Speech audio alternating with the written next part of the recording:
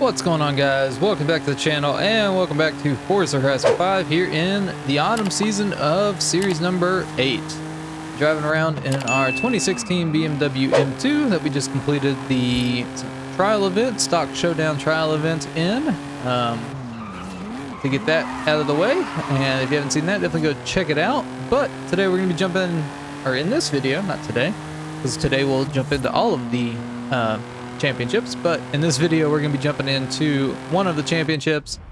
And let's go ahead and see. I think we're going to start out with street contest to get that BMW M3 GTR. So our class restriction here is BMW versus Volkswagen.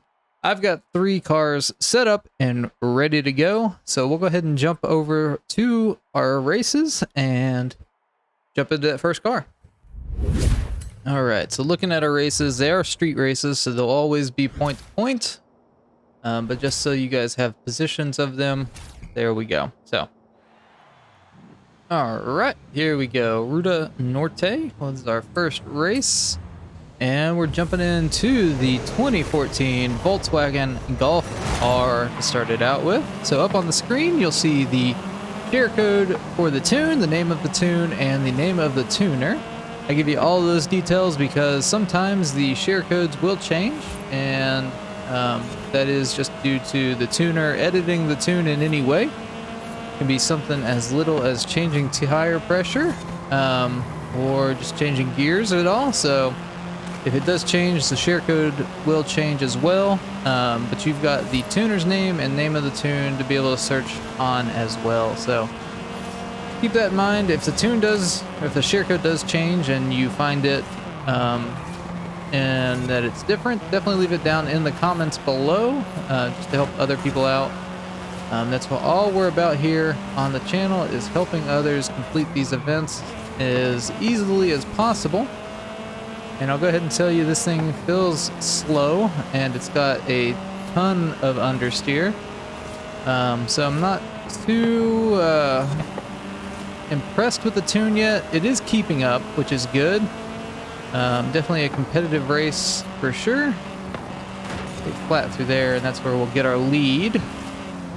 But yeah, definitely not the best car, and you know, we're gonna use 3 different cars just so I can provide different options for people and show what other options can be used. And you don't have to use 3 cars either. I do that again just to give you guys some different options.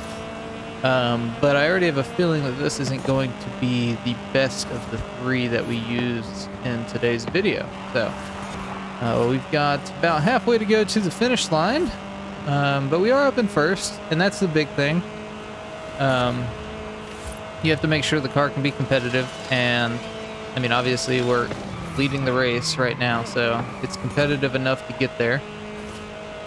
And the nice thing about not having to use 3 cars for you guys is you'll be able to get used to one car and how it drives and use it for the 3 races. So, yeah. I guess another important thing to mention with these seasonal events is you do not have to come in first place in all 3 of the races. It is a championship, so it's based on, you get points based on where you finish in the race, or each of the 3 races rather.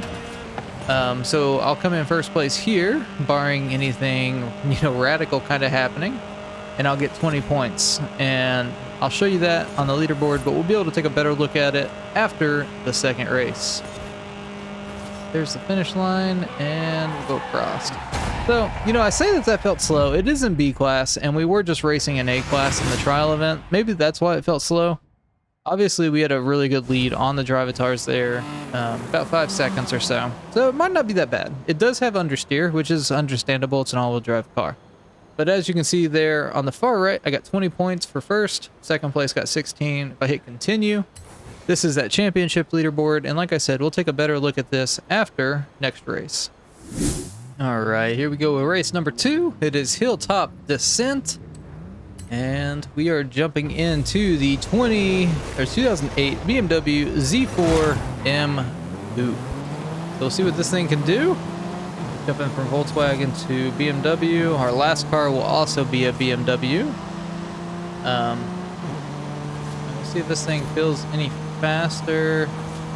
Off the get-go, it doesn't really. Let's see if we can't squeeze off that drivatar there.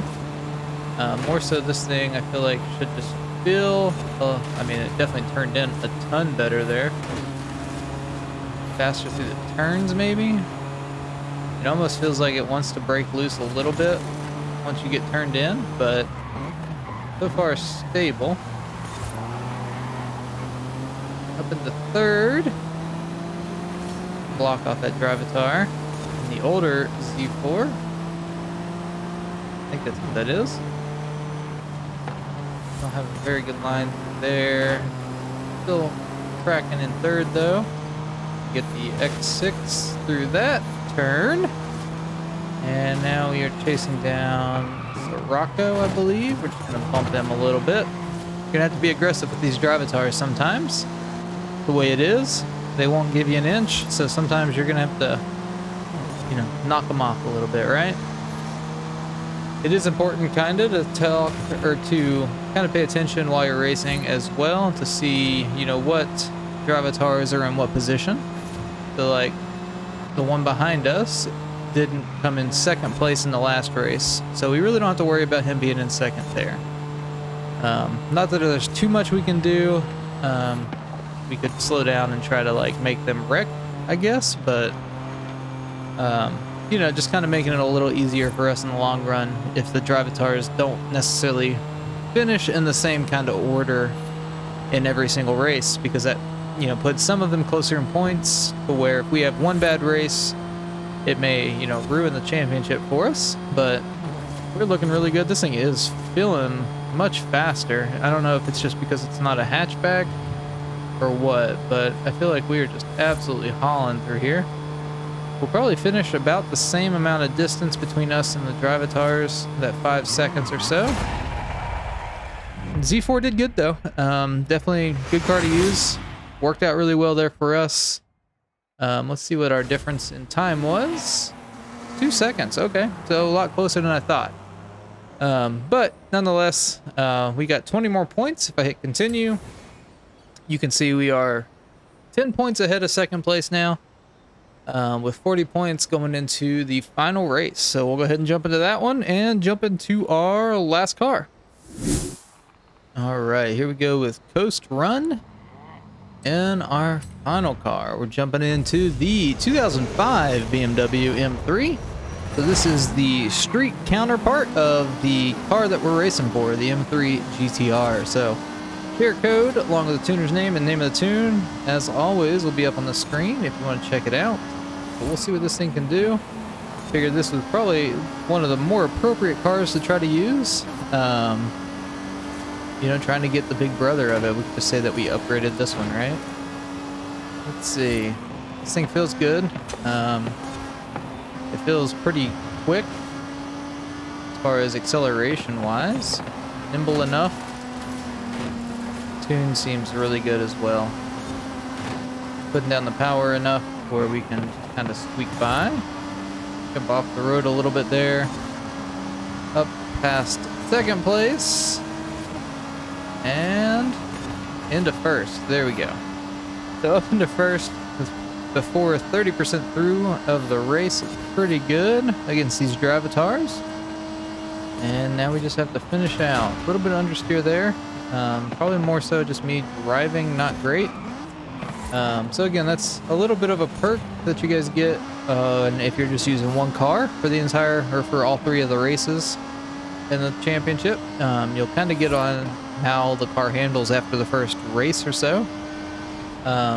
Whereas I'm just kind of jumping between, you know, a different car for each race. So don't really get a good handle on it until I'm more so towards the end of a race anyway. So definitely, I would say that this is your best option, in my opinion.